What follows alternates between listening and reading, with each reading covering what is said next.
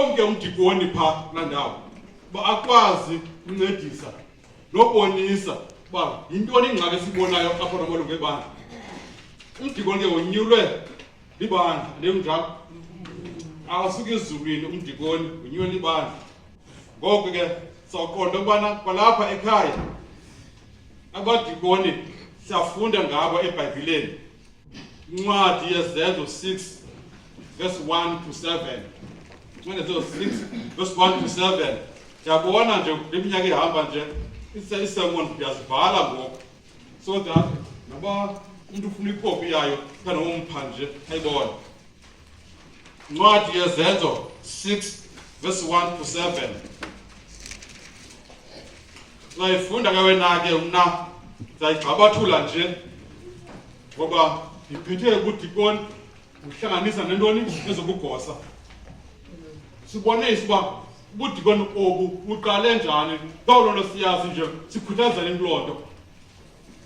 Ngaloo mihla ke siyawuthi kweqala lo verse leyo inani wadisipile elisanda ngokwanda kufika phambili.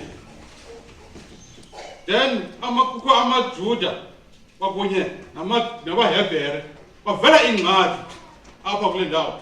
Futhi abahlolokazi bamaHebhere sona bamaGrike abafumana izinkonzo ezifanayo nezabahlolokazi bamaHebhere. Yabona ingxaki apho ke. Masikhumbule ngeli xesha kwi-early church wasengawuthi umoya engcwele ibandla limanyene. Wasimanyene ibandla umtyholi ufuna ikugeba igqobhoza. Kodwa ke simbonge uThixo wathi zama ufaka loo nto uSathane kubandla kaThixo. AmaGrike ngabo athi ukudla usifana xa lilo thina ngabo sihoyakanga amaHebhere onwabile wona abahlokazi bawo. uThixo emisele kweli bandla abapostile abashumi nambini. Abapostile baqhutywa ngumoya kaThixo badibanisa ntoni ibandla lonke lalapho. Bathi akulungile uba thina abadikoni sothina abapostile sihlale sonke izandla masilungise le nto icace ngomoya kaThixo uba kubekho abantu ondizinge nathi kujonga abahlolokazi bamaHebhere jonga abahlolokazi bakaDikoni bamaGrike umsebenzi wethu abapostile kuba umsebenzi oluninzi ngosilubonayo kule bandla ngonyulwe ababantu bangabadikoni bakwazi ukusebenza apho. Bakhetha ke abantu abasixhenxe abadikoni. Now xa bekhetha abadikoni besisitshilo abakhethi phaya Australia bawulamdala eHebron sora apha eGinsberg bakhe kwenye indawo bakhethwa apha phakathi kwabantu.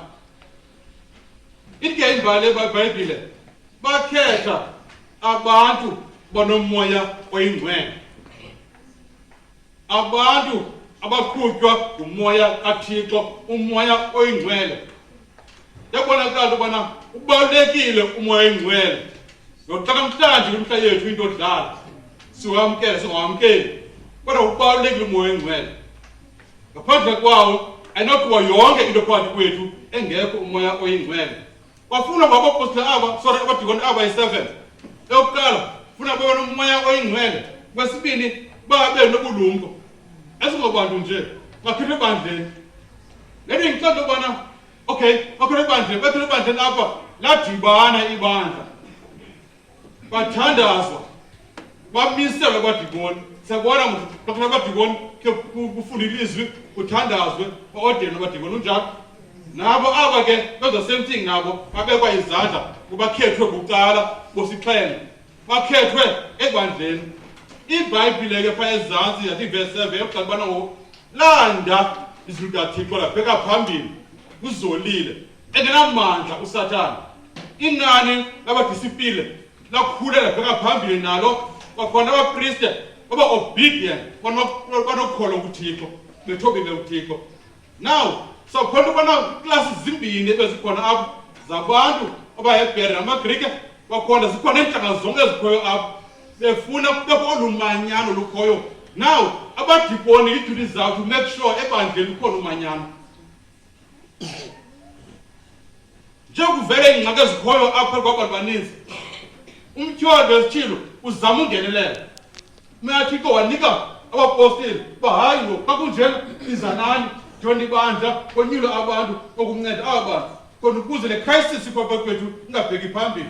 Nathi kwangena uThixo yadamba yehla icrisis awubusile basebenza abathi basebenza bathi bonabo bekhulunywa ngumoya kaThixo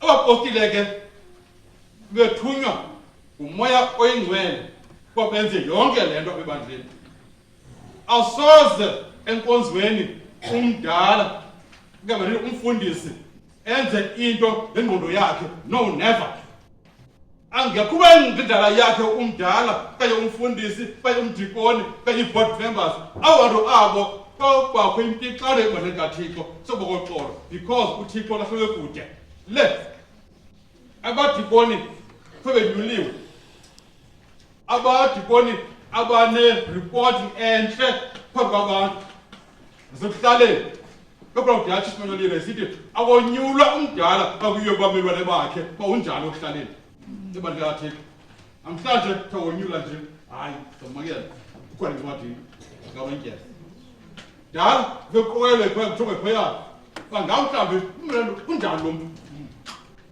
ngamhlambi lokhu okuhlaleni umuntu owaziwayo njalo njalo sonke kwafuna abantu abeyenza enhle efumanekayo abantu apha ebandla kaThixo bekhulumo engcwele nobulumko bathandazwa bamiselwa aba bantu lena ke asiyonto nje esokwabantu aba yinto abayiyalo yona nguThixo i-order kaThixo le baxonyula umuntu ibandleni lakhe bengumuntu onomoya kaThixo wasikhumbuleni ingaba Yesu ushena ntoni noThixo umoya oyingcwele asikwazi ukumtyeshela uThixo umoya oyingcwele ngoba siyathanda never kuba soze sikhupha kuhle bakaThixo kukholo ngxaki injalo bakhona abantu aba kube blameless abantu abo number 2 abangamagosa kaThixo stewards of God kaThixo ngabadikoni abo abangenamna umdikoni benomna sokolise liyema ibandla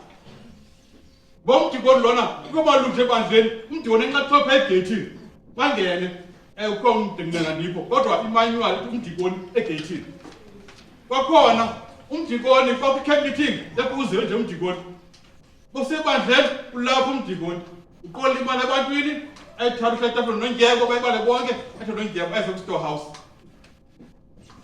pheka soba nondyebo benobulungisa abengcwela abenengqondo ephaphileyo angozela umdikoni ndikona kozela uthe qwa ngonyweni ngaba kwingxaki ebandleni le ngxaki ikho ebandleni mayisodlululwe umdikoni abehleli banzi njani ntlonto ahambe ngolakhaya umdikoni uthethe ubusuku ngoba dakhohlakeleyo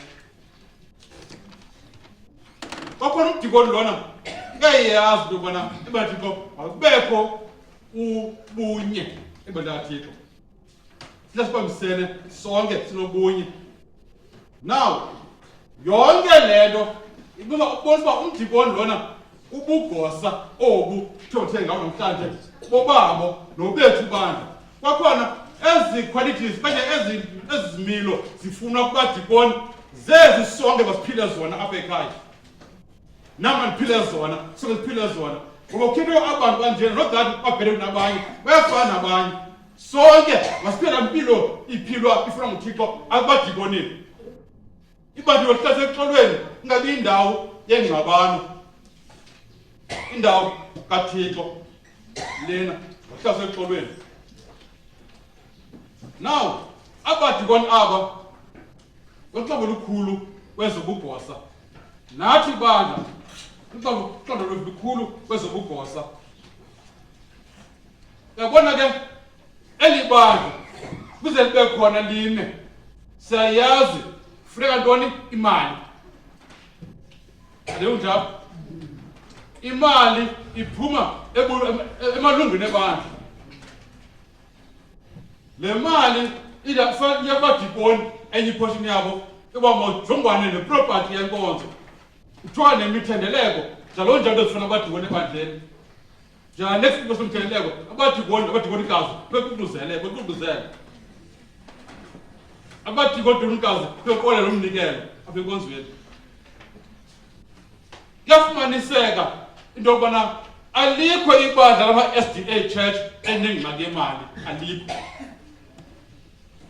into ekhoyo la Thixo namalungu angekho faithful ngamalungu angenamoya oyingcwele kaya compromiseayo omnyaka ibanga laThixo linayo imali kodwa kubalulekileyo ukuthi kuze iphume imali we need to be faithful kuThixo bese faithful kuThixo ayikwazi ukupasa isifuna ukuyenza because ko faithful kuThixo phakathi kwamagosa uThixo unabantu bakhe njengoba amagosa nje apha enkonzweni uThixo unabantu bakhe abalapha phakathi kwethu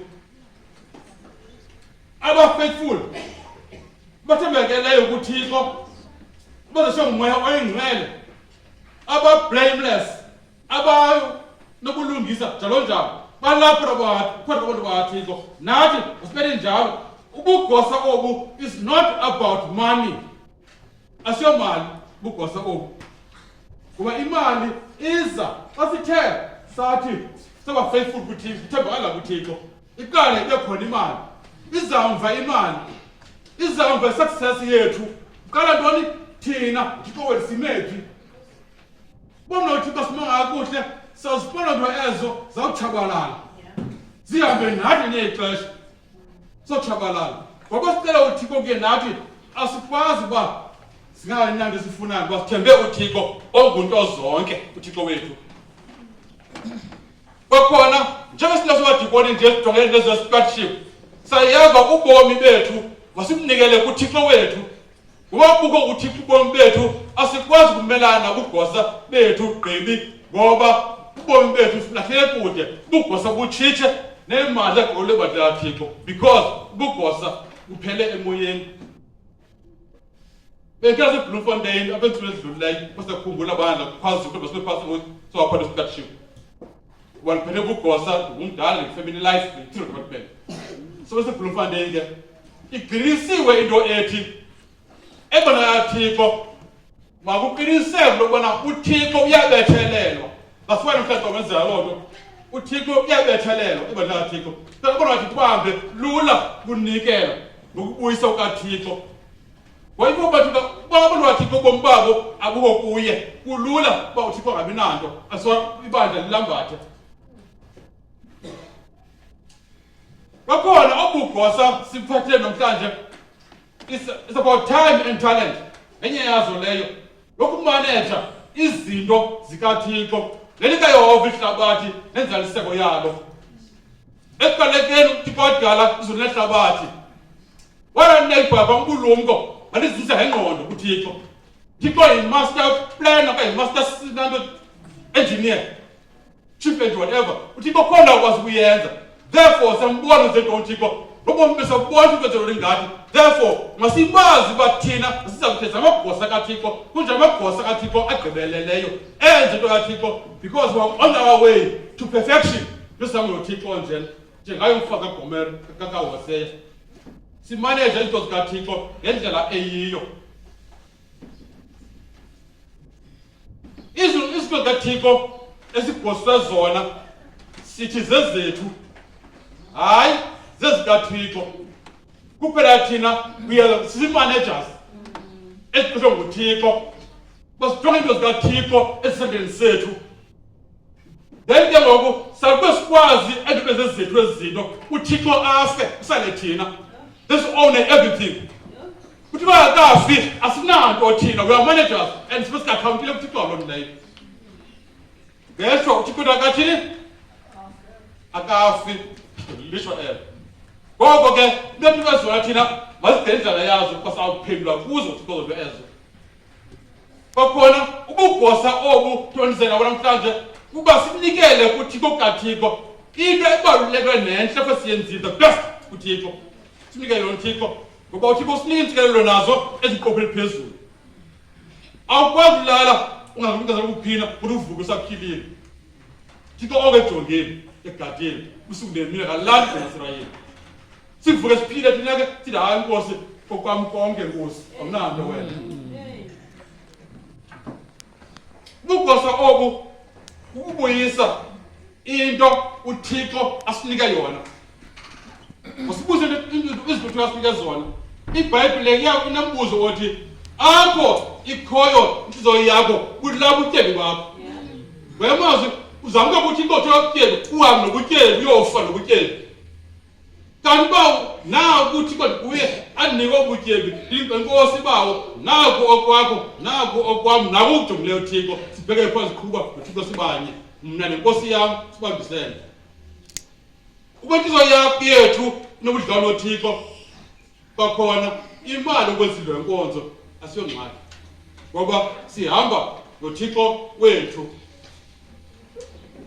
ubugosa ukuba thina siyamazi oyintshaji wethu umasipala mtho yabawela kafake imeter readings abempulweni zethu abaphefula ngani na ake imali ngathi kungesho wakwazi umasipala uncamile bakwa-try and mazi ngoba uThixo unike nqobo ubomi imphefumlelo asoyihambi kaThixo amanzi siphinde nawo amanzi emlanjeni yethu kodwa urhulumente wayethe wawenza amanzi angowakhe amanzi wasisela ngexabiso nawo walunganga bazothina esitile emveko sinamanzi ephephile wayemazi akho right ukuphila kwethu nomhlaba uThixo kuphela onako isincede emoyeni bethu umnye kuphela bandla odala ihlabathi lonke liphela umnye kuphela omisa isibhakabhaka umnye kuphela ufake intompwezi afake inyanga ebusuku zonke izikhanyiso phaya umnye kuphela wahlule amanzi emhlabeni umnye kuphela ofake iminenge ikrebe elwandle umnye kuphela ofake intanga esibhakabhakeni umnye kuphela omisele isabatha uThixo yedwa hayi omnye umuntu therefore basimhlonipha uThixo ubukhulu ubungangamsha bakhe bakhona umnye kuphela umuntu elizwe ngasibuyisisa ishumi uThixo yedwa uba wena mna nawe sibuyisa ishumi sizilinganisa noThixo kuyingozi ukwenza into ufuna into ezenza ngoThixo exa kusathana ezulwini wakhathuka phansi ngoba ufuna ulenza noThixo therefore ishumi sibuyisi sikaThixo asixoxe noshumi basibuye uThixo uthi naThixo nawe si-one eyi-one ingozi ke loo nto mna noThixo siyalingana noThixo sikwizinga elifanayo ekudaleni ngeba uthela umazwa njalo xa busishumi ngoba le nto esishumi asoyakho yekaThixo umbuzo vele uthi yeyiphi kuthi ebalulekileyo isishumi neminikelo kuthi ebalulekileyo singabantu masibuze kuThixo 50% eofisini eyize kuthi ngumnikelo obalulekileyo kunantoni kuthi kulesishumi ngoba isishumi sibona sibhala sikaThixo sona ndikunjalo asibona sibhala asikhumulishwa nanto isishumi sasakaThixo asixoxe kodwa umnikelo lona ubalulekile umnikelo kuthi uba uza kuthi siwunikele phinde siwutye umnikelo hayi nonke wakhe imali bukhona nonke bafu loo nto ngaloo ndlela xa i-Pathfinder zihamba ibandla linikela kakuhle ingxowa ifumile ebandleni Pathfinders nekomiti yakhe bahlele phansi bathi sehamba sihlahleli umzekelo okanye sabo siyakhona sidinga intenge sidinga ntontoni ithi bandla no siyacela no imali noko simele ukuthi silibandla basikhuphe neebhoksi ezimbili zama-apile sibatye abantwana bethu seminikelweni apha okumandi basinikelayo masikhumbuleni before ngexala abaphathi besikatship bakudala kwi-Cape Conference bakufuzumiya exala labo kwakuthiwa izishumi se-first tithe and second tithe ugcine 5% endlini for i-poor fund ubonke olambela ethubeni uthi yiza ina ubuye sa-school report uthi bakuze bangaphi uthi hayi bane imali ixesha lakho uthi yimali ethile utsale ka-5% ugcine kwendlini ngoba u-faithful namhlanje yabona ixesha ndiyabona abantu boko-faithful kukhona nje ubutsozi udlalekayo kuninzi no i-poor fund baze enkonzweni ngayigcini kwendlini now sorry 5% now into enzekayo ngoku ayisekho leyo asabizi njalo ngoku into esitshoyo si-SDA Church kwiworld yonke asithengi the first and the second tithe thenge isishumi esinye 10% only dala ke loo nto yayinceda loko la 10% phinde kube 10% esibini efana nesishumi yahlulahlule aba ngumnikelo lowo 10% esibini ibe mali kwasishumi no so ibandla belinile kodwa no abaThixo mabafunde ukuzinikela kuThixo konke igqibi uThixo nawe nikelo nyana wakhe kwamzeleyo ngoko ke ngoku uThixo asinika loo nyoba isishumi masibuyise no questionable umnikelo siubuyise ofisini sona inkonzo ebandleni kaThixo noyebo kaHlelo indlela yakhe 50% kola bazalwana abadikoni bangaphansi kolele siva collection loose funds ubalo yonke nonjebo esebhakini funa nje bayedwa afuna udikoni yona udikoni bebantu aba nemfihlo because kimi zabantu zishumi lemali bayibalayo lo mdikoni nje wathatha yonke esithubeni azoba kufa discipline ibandla badala babo so kolekile bona sijoke kaThixo ba ukukolasela umcimbi wesishumi you need to understand but ubani kwakhona oyin charge ebomini ayisithi uThixo yedwa Thixo ufuna abantu bakhe banikele izishumi kwaye neminikelo ibandla lethu yaqotha yaboniswana bebona ngosikrestu babandleni njani ibandla sikhuphe izibusi izishumi siphinde sise 50% ofisini lo njalo sihlala ibandleni lethu kodwa ethi no ngikuqosho leyo ke athiwa ngo 60-40 ngo 60 sihlale 40 ame ekapasi saxoxa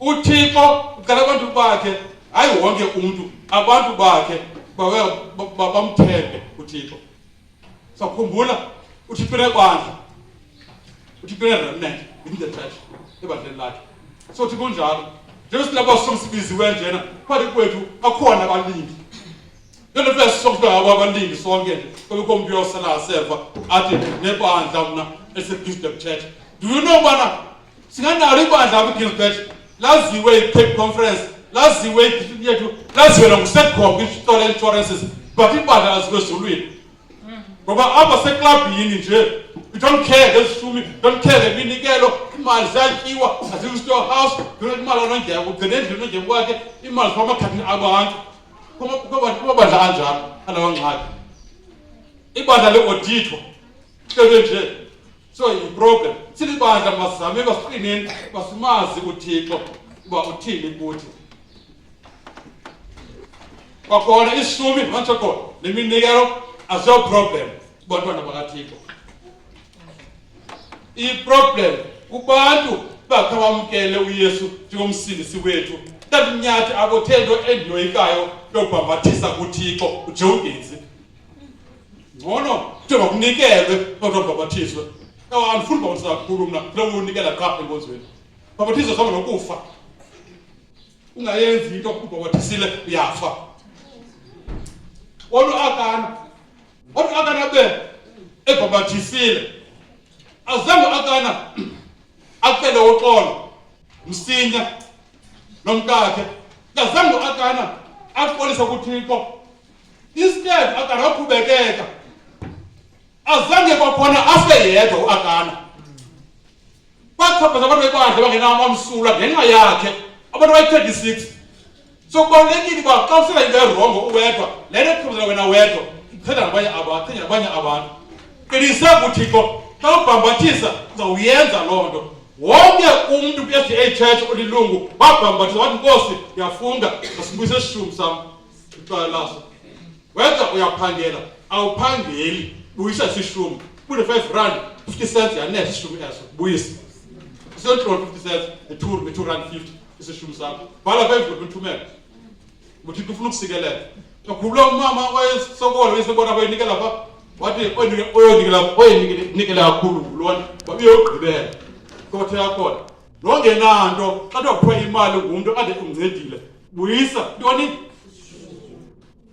ukwazi ukugcina abe nakho ukulondoloza kunika iblessings zakhe abona ke singashukela leadership siba nesabatha iqolo imali wadikoni siba nesabatha uba umuntu kazinganga uThixo mhlawumbe ixesha nje ngavile uphinde ibaleka kuye ajonge nje yabulela bekhake buye igcwele ngobuzi unikele funa bona waThixo ke bahlale ezingeza uThixo ogcweleyo bayibandla likaThixo nabantu ngabakaThixo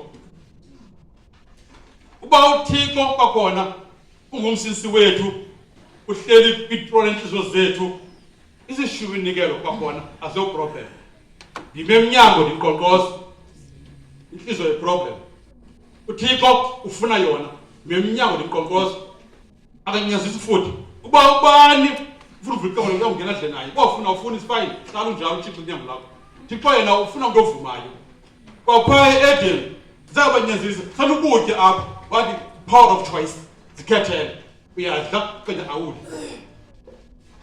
So we must come kusiza kuThixo sithi Nkosi ubomi bethu singamagosa sonke nabadikoni simnizela kuwe. Sonke ubomi bethu sineza kuwe. Kwakhona izishumi neminikelo ziyatyhila xa unikela kuzo kukaThixo nangxaki uba ngubani ohleli hlone inhliziyo yam neyakho. Awukwazi ngoko uzibizwa uspiritual. For instance, man bayeka befundisi bahlala baza ngalo xesha abadala balapha. Abadala manual yazo spiritual leaders. Abadikoni spiritual leaders. Nazo inansi ezi i-board members. Nabona ibandla ngokuxoxa khona ibandla. Kodwa once ubizwa ku-spiritual leaders kungakwisishumi there is a problem. Iyafuneka uba uqwalasele umcimbi wakho. Bakho abadala nyani babuyisishumi ngonyulo. Iyafuna sikhuliseke ngobudlelwane bethu noKristu besikwazi kwezikabona ngxaki kuyo yonke le. Sibuyisele ubudlelwane bethu kunye noKristu. Yahlala ibhodi ibonisane konyule ibandla bethu konyule nominating committee siza konyula. Lo nyaka onyula ngawo abonwe nje zangena izishumi nyani nyaka into enqoba ngayo yonke le term but le nyaka term njengoba sifisa bakuthi zangena izishumi. Umuntu unikela kube efuna ubonwa libandla anikele kube efuna ukonyulwa. Ayihambi njalo. Ndike ndahamba ndihlala kodwa uwanda seBhayi aluthwane kwibandla ndafuna nondyebo ekuseni ngecawa isithi hey ndiyosonyula nje namhlanje ubomfuza ufoni zawunyula inominating committee i-board members zalapha enatsine ebandleni. Utata oze apho othe umntu azange lakhe libandla anakwazi bakumdala kweli bandla. Wayamazi mna ndizabe eGinsberg Church anaba kumdala apho zandilakhe libandla ndendetsho lam ndekho ebandleni lethu ayenziwa kanjani. So badibana wathatha bakomnegroup yakhe botsho nondyebo kodwa nondyebo nansi i-1,000 rand enguNovemba nyaka. Siyacela nondyebo ubhale phaa encwadini ngotata uJanuary 100, February 100, March 100, 100 ngento October umutsho ebandleni uyabuyisa vele onyulo omdala. Abathi abantu aba bubuthotsi kwalapha enkonzweni badlala ukuthi ukonzo kufuna ukonyulwa. Abona ke ngonyulwa apha successful kwezulwini ayibona kwenzeka ntoni ngawo.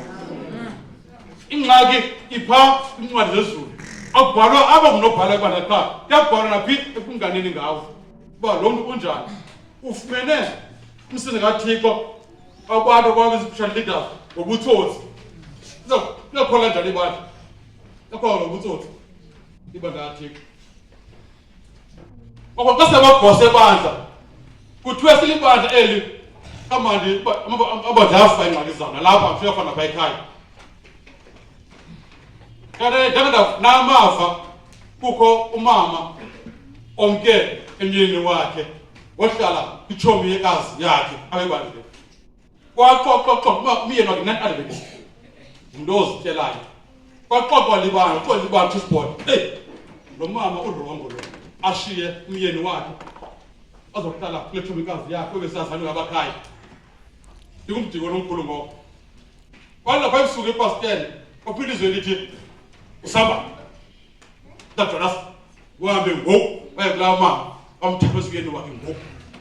Mshibana adaxo asondenze loo nto asoze umfazi umke phaa eqalazakeke umyeni wakhe ncelile umsepha abulawe phaa bavele khophelivile bekodwa umsangabuni phaa ebalekile.